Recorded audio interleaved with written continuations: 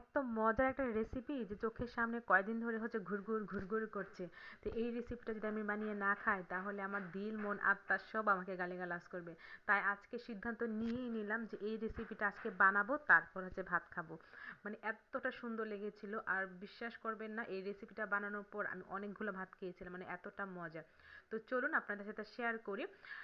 তো এখানে হচ্ছে কয়েকটা পটল নিয়ে নিলাম, পটলগুলো আমি খোসা সহই কিন্তু মানে ছেঁচে নিচ্ছি, আর দুইটা সাইডে আমি একটু ভালো করে কেটে নিয়েছি। আর অবশ্যই পটলগুলো কিন্তু খুব ভালো করে ধুয়ে নিতে হবে, তারপর ছেঁচে নেবেন।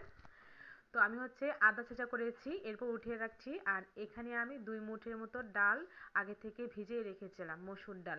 তো ডালের পরিমাণটা একটু কমই দিবেন, কারণ ডাল কিন্তু ফুলে ডাবল হয়ে যায়। তো আমি 2 মুঠ ডাল দিয়েছিলাম, ডালটা কিন্তু ফুলে একদম ডাবল হয়ে গেছে। তারপর খুব ভালো করে ধুয়ে এখন ডালটা বেটে নিচ্ছি।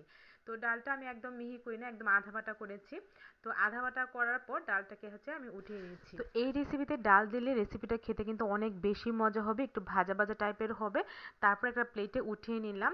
এখন আমি এখানে কিছু পেঁয়াজ আর মরিচ দিয়ে নেব। তো আমি এখানে কাঁচা মরিচ কুচি দিব, চাইলে আপনারা কিন্তু এখানে বাটা মরিচটাও দিতে পারেন। তো আমি একটু বেশি করে কাঁচা মরিচ কুচি দিয়ে নিয়েছি, তারপর একটা বড় সাইজের পেঁয়াজ কুচি করে দিলাম। তারপর এখানে স্বাদ মতো লবণ দিয়ে নিলাম, 1 চামচ মরিচের গুঁড়া দিয়ে নিয়েছি, 1 চামচ হলুদের গুঁড়া আর ধনিয়ার গুঁড়া দিয়ে নিলাম। ভাজা জিরার গুঁড়াও দিয়ে নিলাম 1 চামচের মতো, আর 1 মুঠের মতো দিয়ে নিয়েছি চালের গুঁড়ি।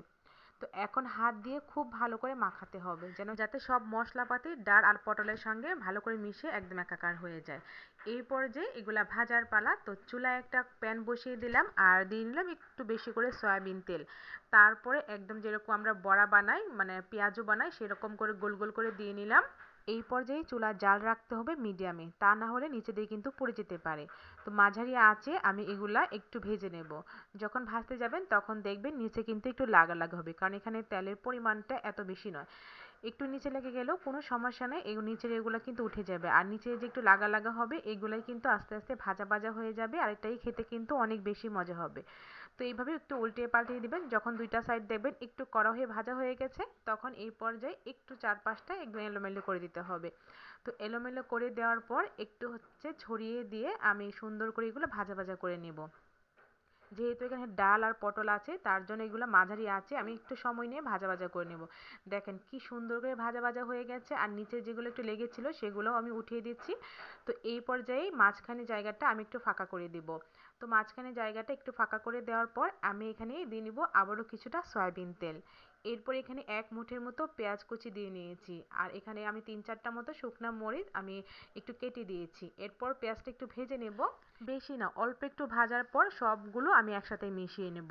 এইভাবে আবার 5 মিনিট মতো ভাজলেই দেখবেন এই রেসিপিটা একদম তৈরি হয়ে গেছে। আর এটা কিন্তু গরম গরম ভাতের সাথে খেতে অনেক বেশি ভালো লাগে, চাইলে কিন্তু আপনার রুটি দিয়েও খেতে পারেন, এতটা বেশি মজা লাগবে। তো একবার এভাবে ট্রাই করে দেখবেন, ইনশাল্লাহ আপনাদেরও কিন্তু অনেক বেশি ভালো লাগবে। তো আমি তো একদম মানে কি বলবো, এত ভালো লেগেছে এই রেসিপিটা দিয়ে, কিন্তু আমি পুরো পেট ভরে ভাত খেয়েছি। তো ভিডিওটা যদি ভালো লেগে থাকে প্লিজ একটা লাইক করে দিবেন। আল্লাহ হাফেজ।